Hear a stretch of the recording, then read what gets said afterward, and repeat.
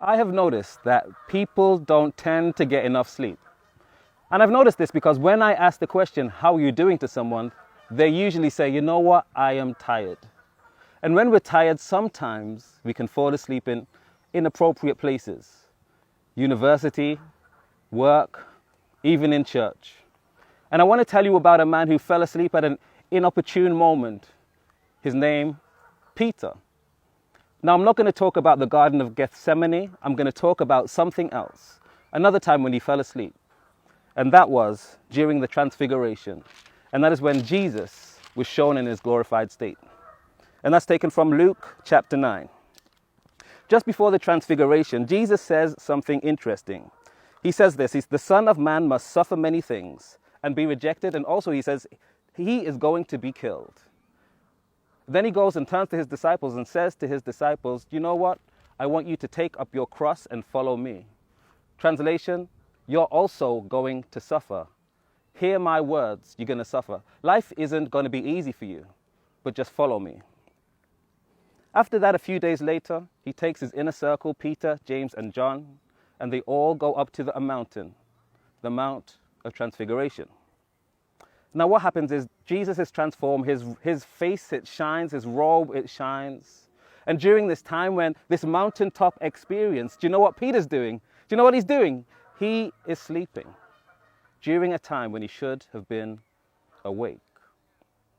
But things don't end badly because he does wake up and he does see Jesus in this glorified state. And he also sees Moses and Elijah there too. And when he sees these things, he marvels. He has a wonderful experience. He sees fantastic things. And so he says to Jesus, can I make a tabernacle for all of you? In other words, can I have this moment last longer than it's supposed to last? Sometimes we have those mountaintop experiences.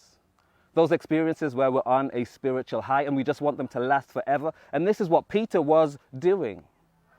But then something happens. A cloud comes down. And God, he speaks in the cloud. And he says to Peter and James and John, this is my beloved son. Listen to him. In other words, Jesus has already told you what is going to happen. But you want to control the situation and you want a wonderful situation to take place and you want to be there all the time. But Jesus is saying, you know what? You're going to suffer. Things aren't easy. People have different things that they need to do, different responsibilities. Some people, they have work responsibilities and they get very stressed out because of these things. Some people have personal struggles. Some people have all different kinds of struggles. But Jesus is saying, you're going to have struggles, but he doesn't just leave it there. He says, take up your struggles. And don't miss this. He then says, follow me. Because when you're following Jesus, you know what? Necessarily, you are close to him.